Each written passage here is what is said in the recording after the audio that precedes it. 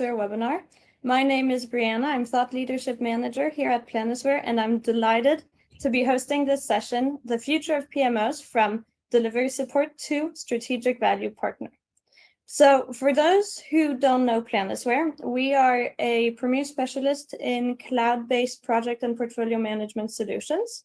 So we're proud to be recognized as a market leader by industry analysts such as Gartner, Forrester.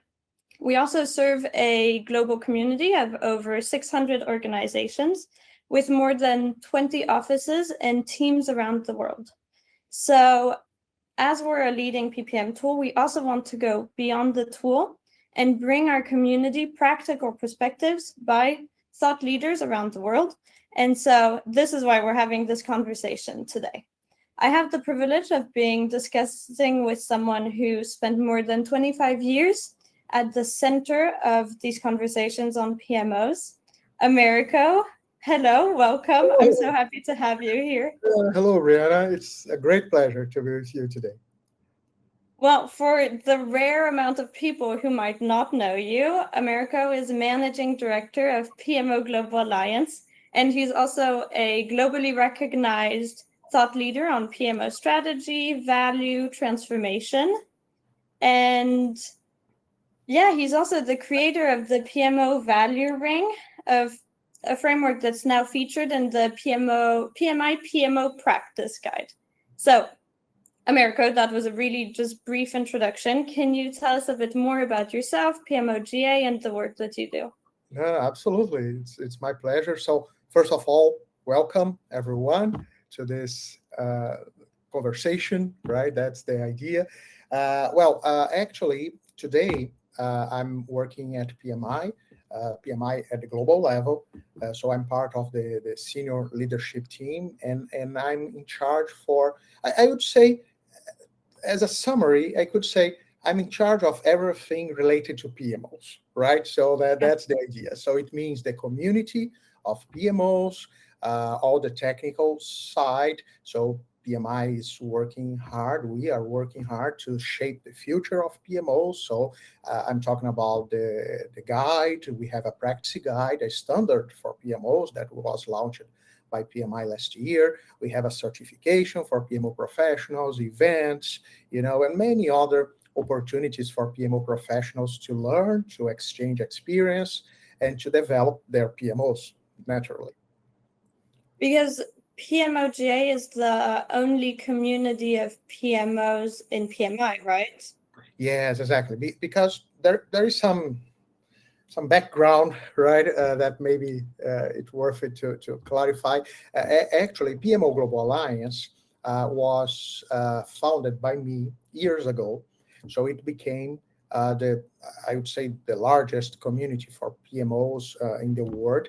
And in 2023, PMI came, and we decided for an acquisition. So actually, PMI acquired PMOGA, and PMO Global Alliance today is no longer independent organization. Actually, it's the PMI's PMO community. So we kept the name PMO Global Alliance as a brand, but it's not a company right anymore. And with this operation, I decided also to join PMI because it's a fantastic chance to spread the word, and bring a lot of benefits, for every PMO professional. So today, everything is PMI, but PMOJ is like a specific area or department, right?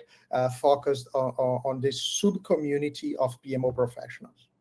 Well, which is also really important because actually when you look at it, the community of PMO, it's huge and people learn a lot with each other and from each other and learn a lot from you. And so, no, I think it's a really good thing, and it's a good business model with PMI to have your own community.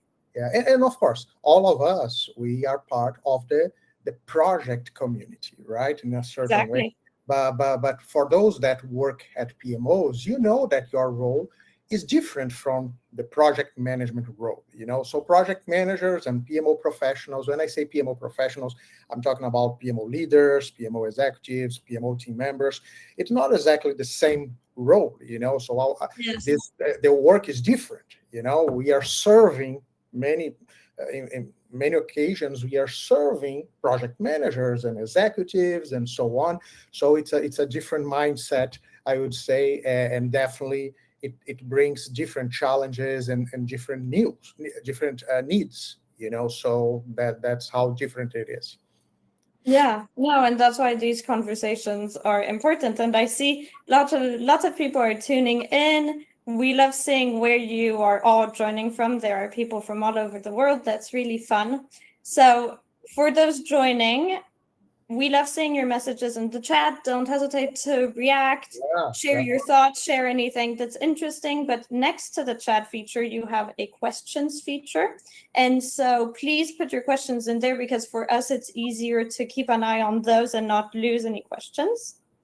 And so now I'm going to share a poll with everyone that I'm going to put on your screen, which is to kind of set the conversation. So how would you describe your PMO's role in your organization today? So is it more delivery support, standard and governance, trusted advisor, or strategic partner? So don't hesitate to vote. And to see the results, you do have to go to the polls feature. I can't share it on the screen, but now, America, I'm seeing we have 41% answered delivery support. So that was question A. I imagine that. Yeah, A, and support and governance, A and B. So is that something we expected? Yeah, so part of my job in the last, I would say, 15 years is to be in contact with PMO leaders around the world. I'm talking about hundreds and hundreds of PMOs, and of course, each PMO is different, right? And they should be different. That's an important point. Yeah. Maybe we can call all of them as PMOs, or we can have some variations on how we are naming our PMOs, but by the end of the day, they have something in common. That is the fact that they are centralizing, some specific functions related to projects, programs, and portfolio. But anyway, their mandate and the way that they work will be different, because companies have different needs. So it's obvious that they should be different. But we see that it's very common that PMOs are more involved with some specific functions and services, So definitely we have, for example, a list of the most frequent services or functions that we see at PMOs, and definitely most of them are focused on the delivery and also governance methodologies, all of this, because they are definitely common, functions that PMOs are involved with. Okay. And so what we're hoping now is that at the end of this conversation, people will have at least the tools and some tips to move from this delivery support and the people who answered A and B to being more of a trusted advisor, if not a strategic advisor. Yeah. And this point brings us to a very important discussion, because it's not about what you are doing as a PMO.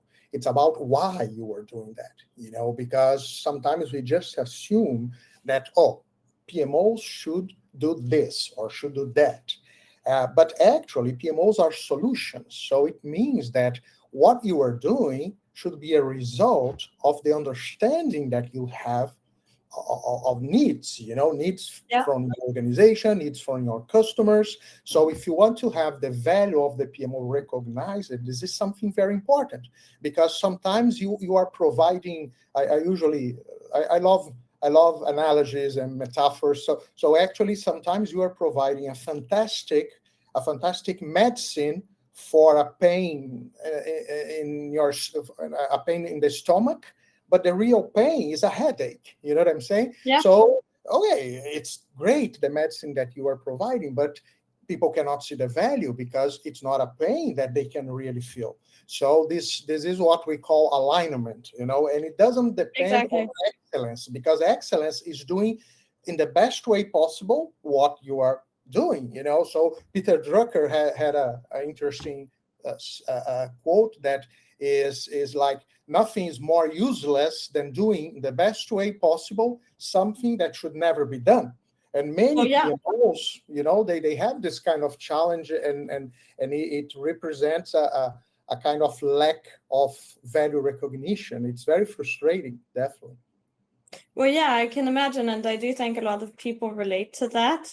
And in what you've said, I've pinned a couple things I want to talk about, but I want us to start at the beginning and this concept of value, because in order to generate value and have the possibility of having the value perceived by the organization, then people need to know what value is. So how would you define value? Yeah, well, first of all, today, PMI is working hard, as I said, in shaping the future of PMOs. And there is no doubt that this future is a value-driven future, right? So it's not only about PMOs, but if you see what PMI is publishing today, everything is connected with success, with value. So, and we see many people discussing that. What I see in many PMOs around the world is that the idea that value is important, everyone agree with that. But the problem is how much you really understand what value means for you, for your organization. And that's the point. Because value at a first glance maybe brings the idea of money to our mind, But sometimes it's not only about money. Many times it's not only about money.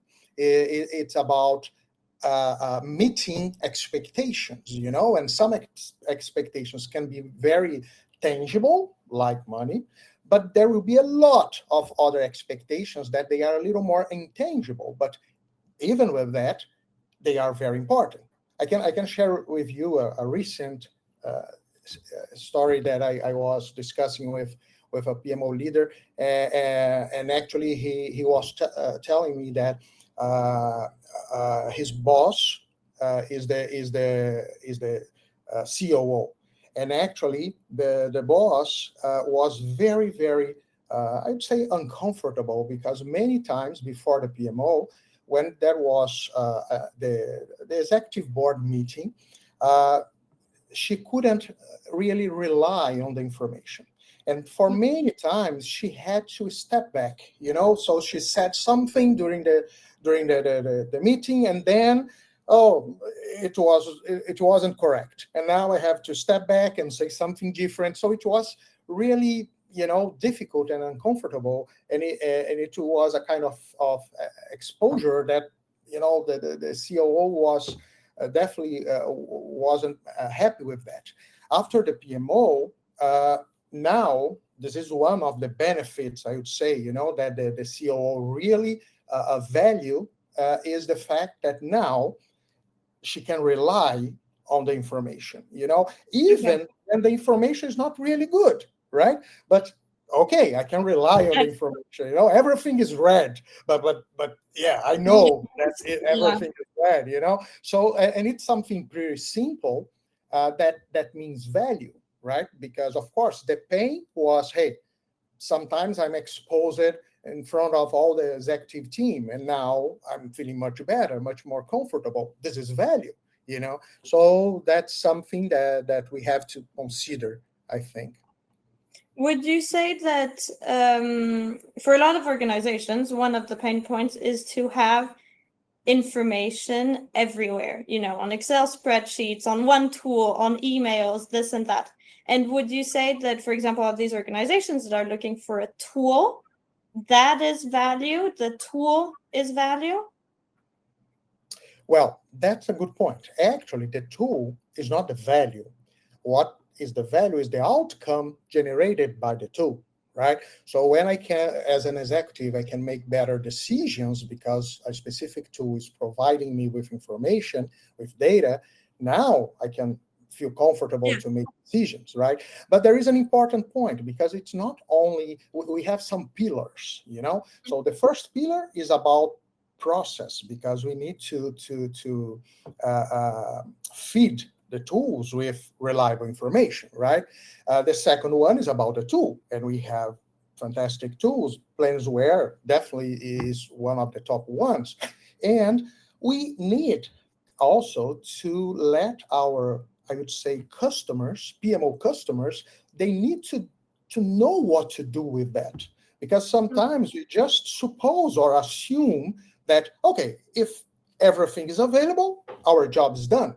But it's not like that. Sometimes things doesn't happen, not because there is no information, there is no output, but the outcome doesn't happen because we have some other specific things that can, exist. For example, a lack of maturity from our customers. They don't know exactly how to deal with that.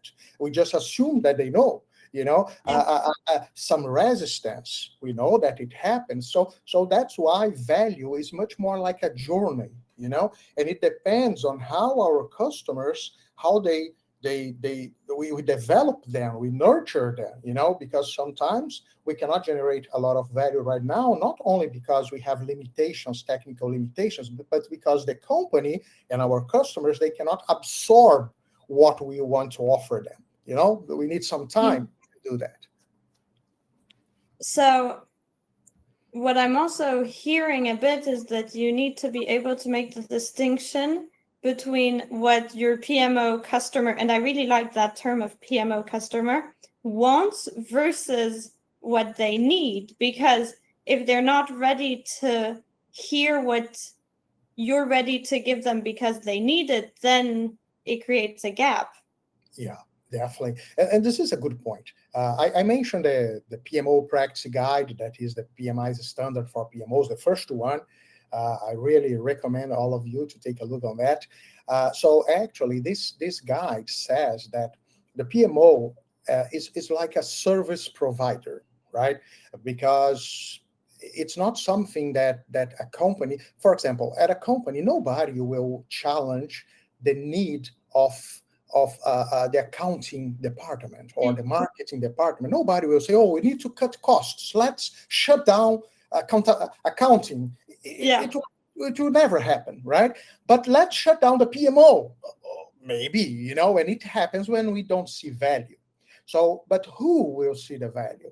Is those people that we are serving to. And these people, they are our customers, usually internal customers, executives, project managers, because usually they are not part of the PMO, project team members, functional managers, and each one or each group will have different needs, right? So understanding our customers, their needs, and creating this journey of evolution for each one or for each group is something very important, because the way that they see value today won't be the same way that they will see value tomorrow. And why? Because they will mature, they will want something more sophisticated. The needs will change, right? So that's why I always say that it's not about what you believe as a PMO leader that value is. It's about how people understand value. But of course, I'm not saying that you will ask them, okay, what do you want me to do? It's not like that, right? And why? Because they are customers. Sometimes they don't know how to make explicit their pains. So we are, like, I would say, consultants. We need to understand exactly what is behind behaviors, complaints and things like that, and create solutions that make sense. Our technical language is not their language. They don't care about methodologies and training and reports. They want outcomes, the results that this kind of thing can generate. But do you have any advice or tips for a PMO who is struggling to really uncover that true value drivers of the organization? How can you help those people? Yeah, definitely. The first thing is keep your mind open. Don't believe too much, even in your all experience. I see that many times. For example, a PMO leader that was very successful in a specific PMO for 15 years and then move it to another company.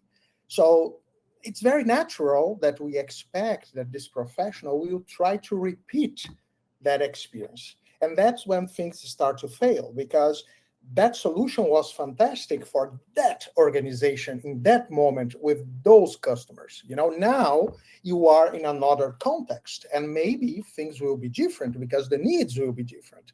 So starting from the customer is absolutely important. So if you believe too much how a PMO should be, maybe you are Yeah. not on the right path, right? Keep your mind open, I would say. Well, that goes kind of hand in hand with, and I took this from one of your talks, I think, in front of the Dubai municipality, which I'll send the link on YouTube because I thought it was great. But PMOs have different names nowadays: EPMO, VMO, Center of Excellence. I think I could name more than 3 at least. Yeah. But you have to know that the results of your PMO will not come from its name and what's derived from its name. It's not because you are named a VMO that you deliver value. Definitely. And many people believe on that, right? Let's change the name of the PMO. Now we have a VMO, and now we will generate value. Definitely, that's not the idea. So first of all, if any of you have a chance to read the guide, you will see that we have a whole chapter talking about that. So all these labels, they make sense, right? So for example, if you say that you have a TMO, it means that you are focused on the portfolio, right? That represents the projects, transformation projects. It's okay. If you are a EPMO, it means that you are focused probably in the most important projects of the enterprise. If you are a VMO, honestly, every PMO should be a VMO, right? Why not? Because every PMO should generate value. So center of excellence, it means that probably you are focused on some specific services in a high level where you are trying to make things more sophisticated. So it's a little related with maturity. So all of these names make sense. The problem is when you, and for many years, that's how many people behave. Actually, the problem is when you believe that you have to choose one of them. So I have to choose the VMO or the EPMO, because when you read books, when you read articles, you will see that there will be many people telling you how a VMO should be, how a EPMO should be, how a center of excellence should be. And that's when things become complicated, because how someone can tell you how your PMO should be without knowing you, your organization, your customers, it doesn't make sense. So I'm not saying that these proposals, they are wrong. No. It makes sense based on the experience of those people that proposed that. Exactly. Right? What I'm saying is you shouldn't take one of them. You should understand them and be inspired to create your solution. And by the end of the day, maybe it will be a mix of many of them, And if you want to call the PMO in any way, it's okay. But never just believe that these solutions, that you find everywhere, even benchmarking, you can talk with one of the best PMOs in the world, but it's the best PMO for that company. If you try to copy that solution, it's very possible that it doesn't work for you, right? Because needs are different. So be inspired by all these fantastic contributions, but focus on establishing a solution that makes sense to you. That's why our practice guide, the PMI practice guide, you don't find a kind of ideal PMO. That's how a PMO should be. No. The practice guide is focused on how you should create your own solution based on the experience of hundreds of PMOs that succeeded on that. So the results will be different. If you try today, it will be a result. If I try my company, it will be different. So absolutely. Well, yeah, because everyone has different resources, have different needs, have different plans at the end. And so, no, you can't create a single work for all PMO. Exactly. Yeah, perfectly. But so, if you think about it kind of briefly, what do you think PMOs now have to do differently to start this real value generation and just Okay. creation of value? Yeah. First of all, it depends on where you are, right? Because, of course, we have different companies with different levels of maturity. So, again, you have to understand where you are. Why? Because, as I said, it's a journey, right? And sometimes you can be in the very beginning of this journey, right? Does it mean that you cannot generate value? Yes, you can. Of course, you have a potential to generate much more value, but there is a way of generating value when you are in a very initial stage, right? And as soon as you evolve, things can become much more impactful, so for example, we see everyone saying that we want to be strategic. I fully agree that it's really cool, right?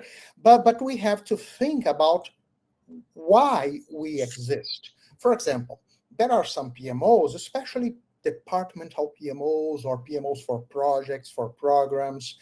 Actually, these PMOs, by nature, they are much more tactical and operational. And there is nothing wrong with that because they can generate great value in the tactical and in the operational perspective. Sometimes you can be strategic and just dealing with strategic things don't doesn't make you really great. You can do Yeah. that in a very bad way, right? So actually, there is no doubt that when you are involved with strategic things and probably with the executive level, you can maybe generate very impactful value for the organization and for your customers. But it doesn't mean that it will start uh, uh, uh, uh, happening right now. That's what Yeah. I'm saying. We need to raise our customers. We need to educate them. It's a journey, and we have to start. So sometimes in the beginning we cannot do everything that we would love to do because our customers, I usually say that they don't know that they don't know, and Yes, when we exactly. are in this situation, they can't see the value because not because there is no value, but because Well, for yeah. them it's difficult. They are still literally learning.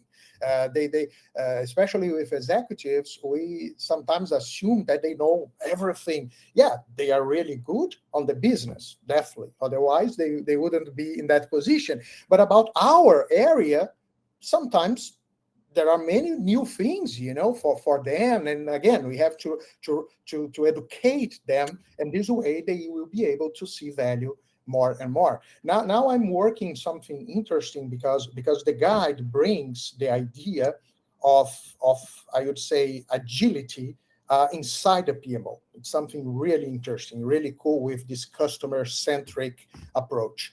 But now recently PMI released the manifesto for enterprise agility, and now we are working on connecting enterprise agility and the PMO as a kind of enabler, a kind of catalyst. So it's about agility, enterprise agility outside the PMO. So the PMO can be a fantastic mechanism to make it happen. So come on, you are being really strategic now, and not because you are involved with portfolio management. No, it's more than that. So you are a real strategic enabler at the organization. So, and that's the evolution. We can be involved in many odd. It doesn't mean that the PMO can do everything, of course not, but there is a lot that a good PMO can do when there is a space for that. And if there is no space, you will raise you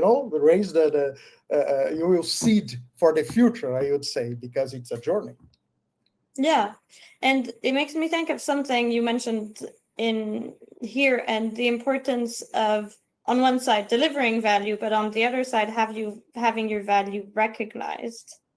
And I think that's what you have in your PMO value ring. The two last steps are first value delivery and then value recognition. But so can you explain a bit more the difference between the two and how to, if you have value delivery, arrive to the next step of value recognition. Yeah, fantastic. So actually, the idea of value delivery is okay. Value delivery is like a potential, you know. So I delivered, for example, everything that you need as my customer to make better decisions. It's there, you know. So now, come on, you can do that, make better decisions, right? But when I ask you, hey, now, Brianna, do you need that you can make better decisions? It's possible that you say, not really. I know that it's a little weird, right? But it can happen. And why? Because it's connected with behavior. So actually, value recognition happens in the mind of your customer, right? And it's influenced by, as I said, maturity, competence, resistance, adoption, whole perspective, you know. So this is the big difference, because many PMOs, they just say, okay, my job is done, it's there now, it's not my problem anymore.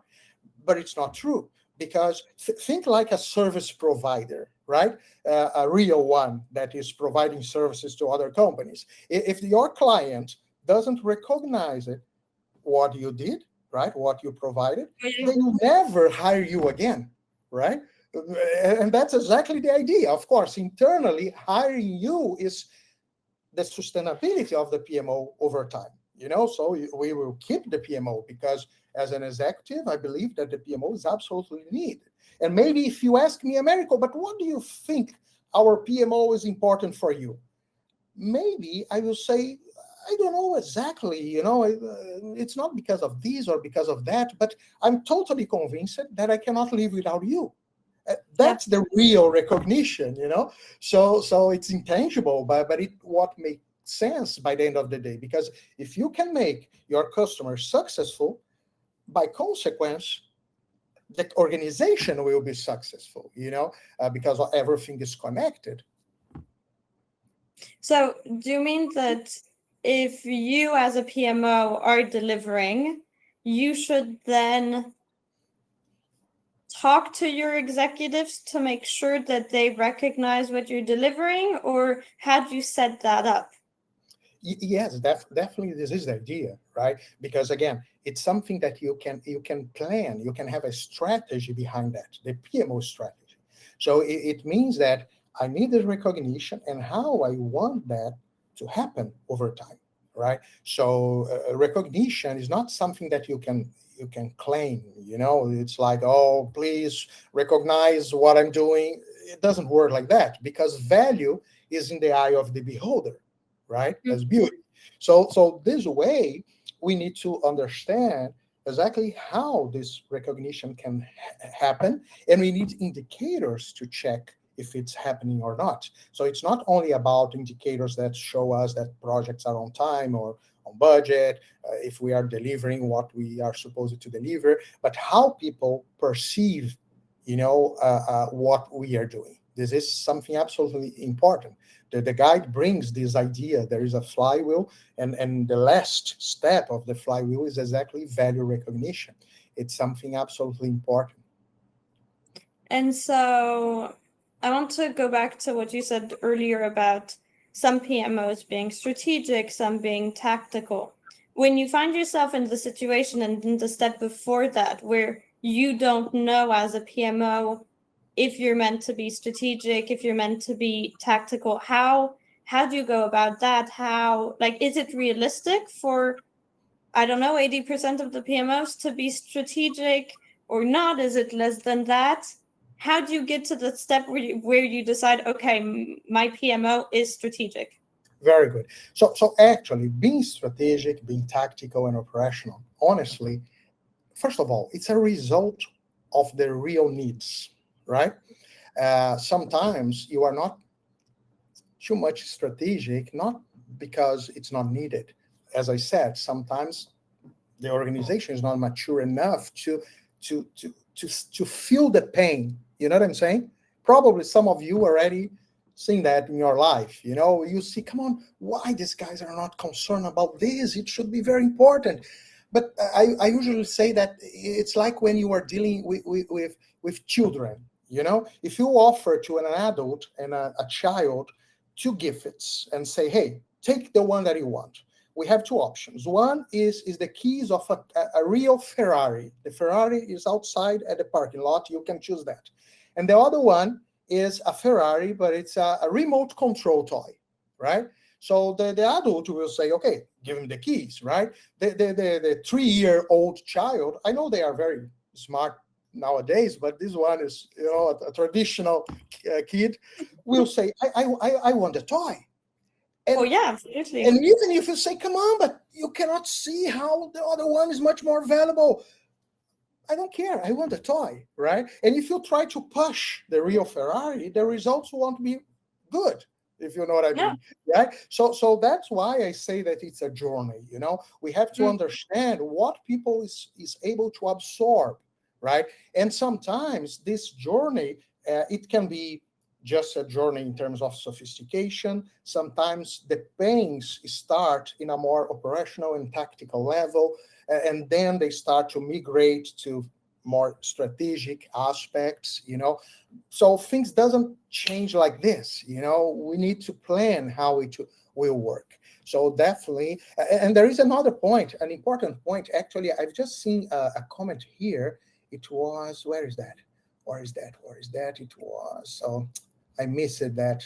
Sorry, I cannot remember your name, but I'd love to mention that someone here said, oh, here, Patanjali said, my understanding is that any PMO starts as a supportive PMO and scales up to directive controlling PMO over a period of time. First of all, I'm going to give you my best piece of advice. There are some words that should never be in the same sentence. PMO, always. PMO, never. Any PMO. Why? Because if you start to see the real world of PMOs in the community, you see that there are many different ways of doing that. They are solutions. So when we say that PMO should never do that, PMOs always do that, it's not true. There are many other kinds of experience. Sometimes something that worked very well at this one, it's a complete failure on that one. That's what I said in terms of keep your mind open. And Pantajali, there is something really cool in the guide. If you take a look, I'm sure that you love it, because for many years, even PMI, in the last edition of PMBOK, you should remember that there was 3 types of PMOs: directive PMO, controlling PMO, and supportive PMO. We abandoned this approach. And why? Because we realize that it doesn't make sense, actually. Why? Because being directive, supportive, controlling, it's a kind of spectrum of ways that you can provide services. For example, let's talk about project management, right? You can do that in home, I would say, right? It means that the PMO is managing projects, especially the big ones, right? So you are not being supportive, directive, you are doing that. And then you can say, no, actually, I will let the business areas manage projects, but I will be very controlling, so we have the authority as a PMO. Or you can give them a little more autonomy, you say, no, we are here to support you, so you do what you want and we are supporting you. Now we have more maturity and you can say, no, okay, I will give you only the direction, right? And then you go. Or you could be more consultative, like, if you have problems, call me. If not, do what you want. So you can see that it's this level of autonomy, it's very related with how the maturity evolves, right? And look the magic now. It doesn't mean that your PMO should be just one of them in every single case.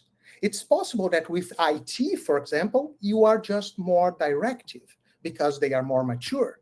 But if you are dealing with projects from finance, maybe you will be more controlling because the maturity is lower.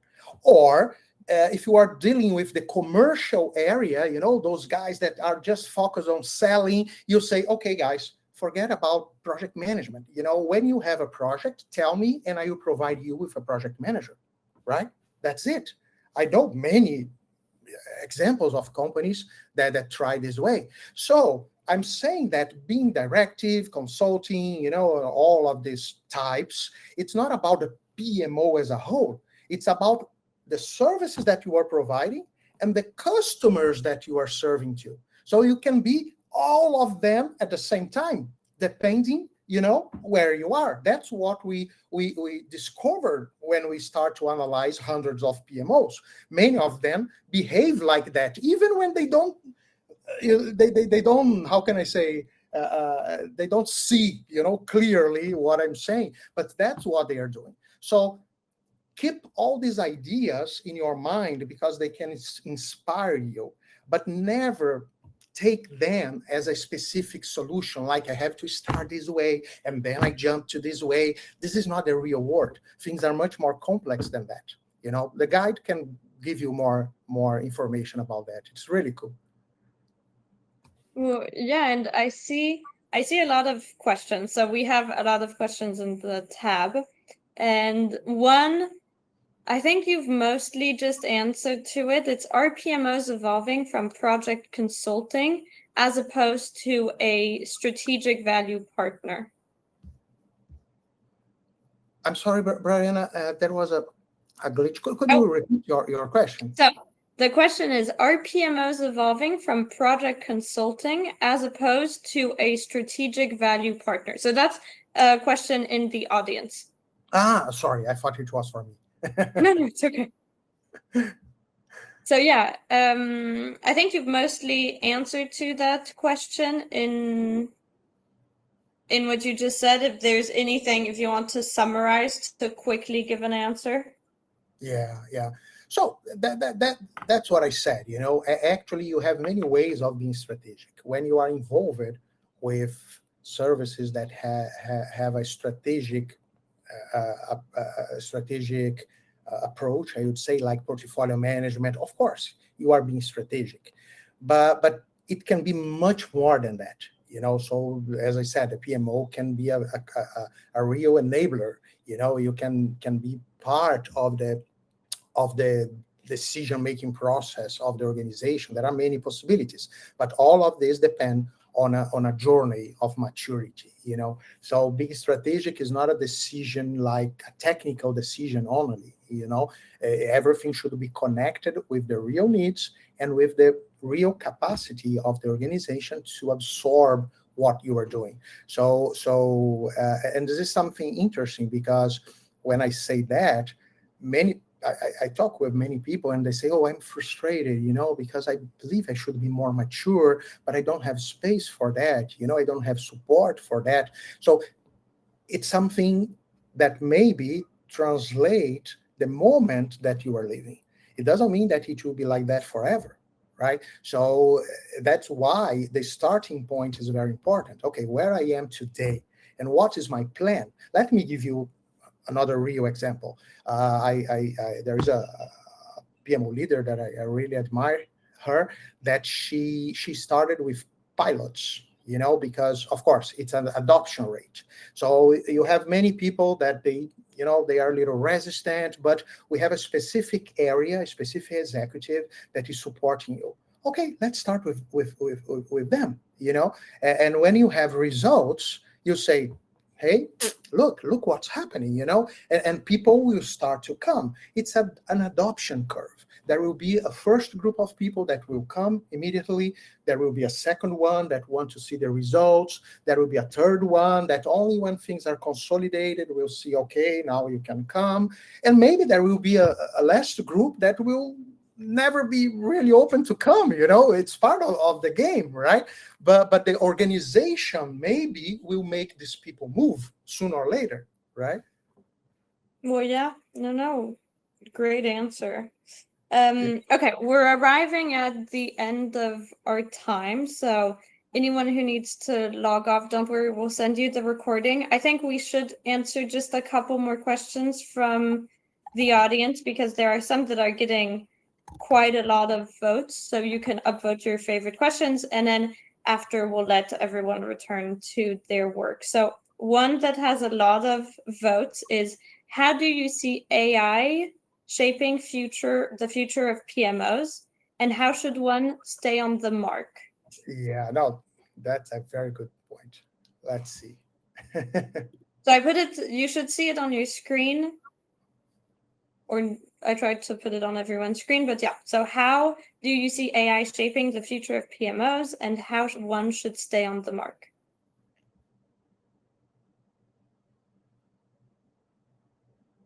Do you see the question, Americo? Actually, no, I don't see that. Oh, I found it. It's here. Yeah, Yes, now, it's now I with see. 30, It's the first 31 time that people. I'm using this specific It's platform. okay, it's okay. Yeah. How do you see AI shaping future of PMOs and how? Okay, so let me tell you how I see that. This is one of the points, one of the topics that, of course, we have been discussing a lot with PMO leaders and executives around the world. So PMI is investing a lot of money on that because, of course, AI will change the profession in many different ways, right? And many of these ways we don't know yet how it will be. It's also true, right? I just read a recent report from BCG that said that what we see today in terms of AI, what we have access, regular people, right, ordinary people, what we have access represent less than 0.5% of what we will see in 3 years. Oh It's yeah. crazy. So it's like just the top No, it's of the crazy. iceberg, right? So in 3 years, everything we'll see. Like, come on, that discussions were so, ridiculous. So it will happen anyway. Uh, what I see today is we have most of the PMOs definitely concerned about that. We have companies investing, right? But we are exactly at that stage that investing means sometimes we discover that we are doing something good. Sometimes we have to Yeah. step back because it's new. So if you are adopting now, and you should, it's an investment in the sense that you are learning.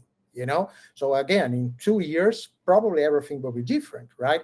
But if you don't start now, you will not be able to understand things in 2 years. So maybe you won't survive. I don't know, right? So things will happen anyway. The big point that I want to share with you is how these things will happen to your PMO. It will be different because it depends on how your PMO is set up, right? What you are doing, who you are serving to. But there is something that I truly believe, and that is something very clear that I hear from the community. If you are in the wrong path, the AI will just accelerate your failure, right? So you will be exposed. You will fail much faster, right? So AI will come, or AI is here, right, for many people. But it won't save you, in terms of ensuring that you are doing what you are supposed to do, that you are meeting real needs, that you are delivering real expectations, that you have value recognition. It will maximize all of this, or it will maximize the fact that you won't be able to generate effective value. So this is, for me, the most important point, because AI can be applied in many different ways, of course, automation, prediction, blah, blah, blah. But what is the best way and why? That's the big question. And if you are in the right path, definitely, I believe it will change the game. Well, yeah, absolutely. And so, for any French speaker who's interested, we're actually hosting a webinar about optimizing your projects with AI in July. We try to have sessions in English and in French. So, for any French speaker, I'll just promote it on the left side of your screen if you want to register to that. And on that note, I think we should start wrapping up. So thank you, Americo. Thank you very my much for pleasure. being here. Pleasure. And remember, I asked Brianna to share with you something that can be very helpful, right? It's a document, a PDF, where we have a kind of summary of the most important ideas behind the PMO practice guide, right? So if you haven't had a chance to read it, shame on you, right? But anyway, Well, yeah, absolutely. We come on, will. right?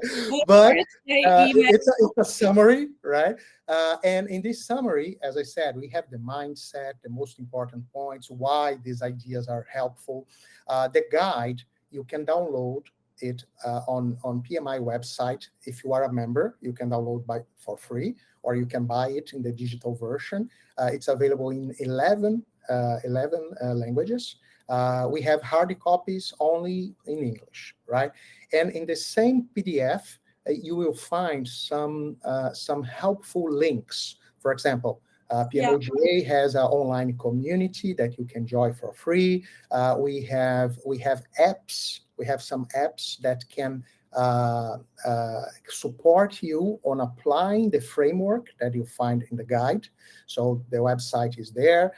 You have also, I provided you with a newsletter that I'm writing on LinkedIn, where I usually bring the topics that will be the next ones that will be important for the update of the guide, and things like that. So feel free to keep in touch with me. Also, it will be always a pleasure, right? And I'm sure that PMOs, many people in the past, made many prophecies about the future of PMOs, PMOs, but we are here, right? And we will stay there in the future, right? Of course, for those that understand the change that is happening, and adapt to that. But I assure you, we will be there in the future, right?